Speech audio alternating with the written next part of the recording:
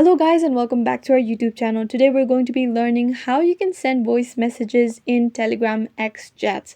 But before getting started, remember to support our channel, like, subscribe and turn on your notification bells. Without further ado, let's get started. First, open the Telegram X app on your phone. Then select the chat in which you'd like to send your voice message. Initially, when you open the chat, you do not see the voice message option or the icon, but on the bottom right corner you can see a camera-like icon that almost looks similar to the Instagram app's logo. If you long press on it, then you will be recording a video. However, if you tap on it, then you'll be switched to the voice recording icon or the microphone icon. And then if you keep on pressing it, you'll be recording an audio, and if you release it, you will send it on the chat.